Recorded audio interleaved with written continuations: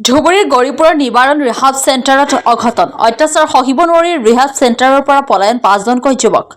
বলপূৰ্বক গোমাংস ভক্ষণ কৰাৰ অভিযোগ ষ্টাফৰ বিৰুদ্ধে নিশা ভুক্তভোগীৰ এজাহাৰৰ ভিত্তিত গৌৰীপুৰ আৰক্ষীয়ে বেপাৰীপট্টি স্থিত ৰিহাব চেণ্টাৰটোত চলালে অভিযান ৰিহাব চেণ্টাৰটোত থকা আন 9জনকৈ ব্যক্তিক উদ্ধাৰ কৰে আৰক্ষীয়ে ৰিহাব চেণ্টাৰটোত কৰ্মৰত 6জন কৰ্মচাৰীক আটক কৰে গৌৰীপুৰ আৰক্ষীয়ে চিকিৎসাৰ নামত চলে কেৱল শাৰীৰিক অত্যাচাৰ চিচিটিভি নথকা কোঠালীত ৰিহাব চেণ্টাৰত থকা যুৱক আৰু জ্যেষ্ঠ ব্যক্তিসকলক লাঠিৰে মাৰধৰ কৰাৰ অভিযোগ ঔষধ বিচাৰিলে শাৰীৰিক অত্যাচাৰ ৰিহাব চেণ্টাৰৰ শৌচালয় চাফা কৰাৰ পৰা আৰম্ভ কৰি কাপোৰ ধোৱা সকলো কাম কৰোৱাৰ অভিযোগ পলাই অহা 5জনৰ 3জনৰ ভৰিৰ অৱস্থা অতি সংকটজনক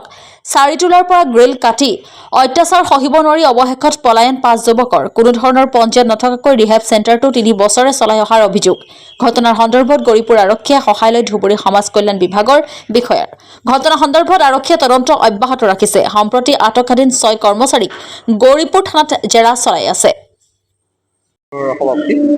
তো আজি যিখিনি আমি বস্তুখিনি আমি পালো যিয়ে নহওক এইটো বহুত আমাৰ গৌৰীপুৰ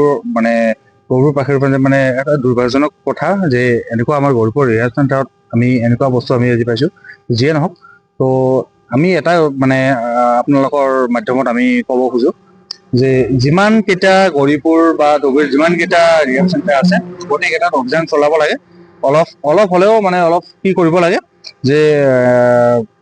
নেক্সট টাইম যাতে কাৰো লগত এনেকুৱা নহয় যি আমি আজি বস্তুখিনি আমি পালো যে মানুহক ইমানভাৱে টৰ্চাৰ কৰি আছে ইমান এনেকুৱা কিবা যে এতিয়া গৌ মাংস খোৱালৈও কিবা কথা উঠিছে তাৰপিছত মাৰধৰ কৰি আছে কোনো ট্ৰিটমেণ্ট নাই তো সেনেকুৱা হ'ব নালাগে তো সেইটো আমি আহ্বান জনাইছোঁ আমাৰ মূল অভিযুক্ত কিন্তু এতিয়ালৈকে এৰেষ্ট হয় তো মূল অভিযুক্ত এৰেষ্ট হোৱা নাই তো বাকী কেইজনক তাৰ পৰা উঠাই লৈ আহিছে যিয়ে নহওক কি দাবী কৰে তো আমি এইটোৱে দাবী কৰোঁ যে মূল অভিযুক্ত যিজন আছে তাক অতি সোনকালে এৰেষ্ট কৰিব লাগে সেইটো আমি গৌৰীপুৰ আঞ্চলিক আকাশৰ পৰা সেইটো আমি দাবী কৰিছোঁ সেই কৰিব আমি নহ'লে আমি দল সংগঠন আমি বাধ্য হ'ম আমি আমাৰ গণতান্ত্ৰিক প্ৰতিক্ৰিয়া যি কৰিব লাগে আমি এইটো কৰিম তো এইটো আমি অতি সোনকালে এইটো যেনেকৈ নহওক এইটো আমি চিল কৰিব লাগিব গৌৰীপুৰ আৰক্ষীৰ তৰফৰ পৰা যি অভিযান চলোৱা হৈছে 9জনক উদ্ধাৰ কৰা হৈছে 6জনকৈ ব্যক্তিক আটক কৰা হৈছে এই অভিযানক কিদৰে চাইছে যেনেকুৱা যিকেইজনক এৰেষ্ট কৰিছে এৰেষ্ট কৰাৰ পিছত এতিয়ালৈকে মূল আমাৰ দাবী এইখিনিয়ে যিজন মূল অভিযুক্ত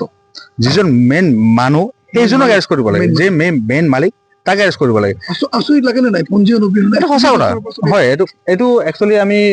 ক'ব খোজো যে গৌৰীপুৰ আমাৰ প্ৰশাসনৰ এইটো আমি একদম ফেইলিয়াৰ বুলি আমি ভাবোঁ কাৰণ 3 বছৰ 4 বছৰ অলৰেডি চলি আছিলে কিন্তু এতিয়ালৈকে কিবা এটা কৰিব পৰা নাই পঞ্জীয়ন নথকা অৱস্থা চলি আছিলে কিন্তু আমাৰ গৌৰীপুৰ প্ৰশাসনৰ কোনো এটা কি নাই যে গম সেইটোৰ কাৰণে আমি ফেইলিয়াৰ বুলি ভাবোঁ কিন্তু হয় এইটো এটা কথা ক'ব লাগিব কাৰণ গৌৰীপুৰ আৰক্ষীৰ পৰা যদি মানুহ ৰাখিছে তো এইটো আমি এতিয়া ভাবোঁ যে গৌৰীপুৰ আৰক্ষী এতিয়া জড়িত আছে নেকি সেইটো আমি দাবী কৰিছোঁ তাতে জড়িত আছে আৰু এটা কথা আমি গম পাইছোঁ যে ৰিহাব চেণ্টাৰ মানুহবিলাকে কৈছিল যে আগমনী থানা গৌৰীপুৰ থানা ইহঁতৰ পকেটত গৌৰীপুৰ থানা গলগঞ্জ থানা ইহঁতৰ পকেটত এইটো কি তাৰমানে সিহঁতে কি বুজাই আছে যে অলৰেডি গোটেই থানাৰ মানুহ কি সিহঁতৰ পকেটত ৰাখিছে নেকি আজিতো অভিযান চলাইছে হয় ন ডাউট আজি চলাইছে 3 বছৰ কি কৰিলে ইমান দিন কিয় এইটো অভিযান চলোৱা নাই এটা বিভাগো আছে কিন্তু বিভাগক কিন্তু এই তেওঁলোকে যে চলাইছে কোনো ধৰণৰ দিয়া নাই খবৰ দিয়া নাই বিভাগটো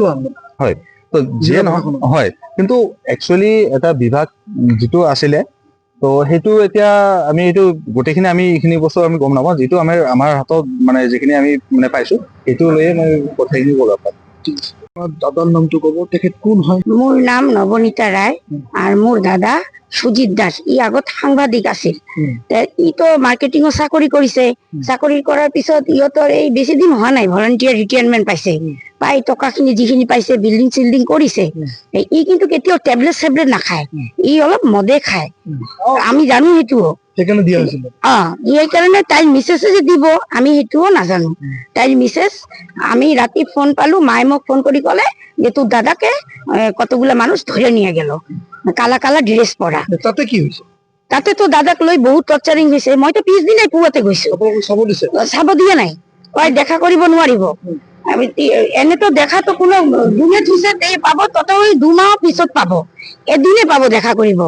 তাৰ পিছত মাতো বুঢ়ী মানুহ সদায় কান্দি থাকে, যা দাদাক লৈ আহ, দাদাক খবৰ কৰ,